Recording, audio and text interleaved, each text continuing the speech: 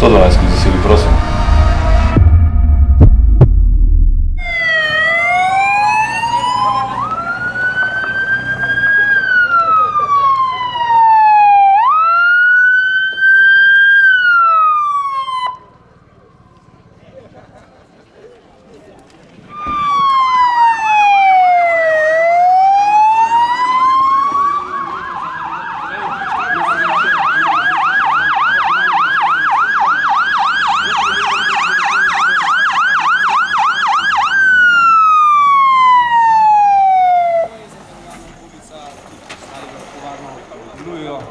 In upravijo svoje delo.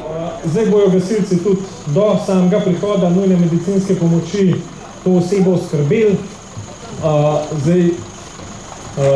Dalje bojo na nosila, jo imobilizirali. Tukaj je šlo za epileptični napad, se pravi, če pride do nezavesti, se pravi tudi bočni položaj in pa seveda ostalo nudenje pomoči.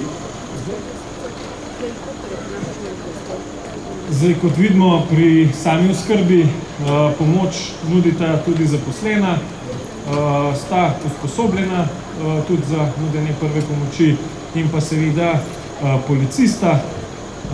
Vse ekipe intervencijske morajo na terenu sodelovati. Imamo tudi skupne treninge, usposabljanja, zato da ko pride pač do prave intervencije, lahko delujemo tako, kot je potrebno.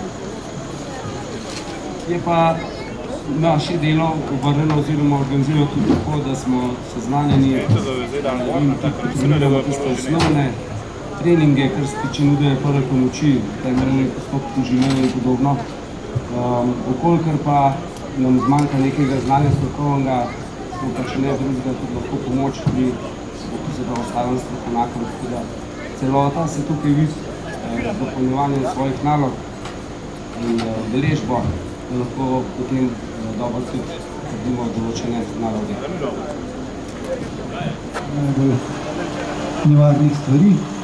Če imate osebo, ki ima več kot epileptične napade, pa če se ob tem ne poškoduje, pa če pride normalno k zavesti, zadeva ne pomeni.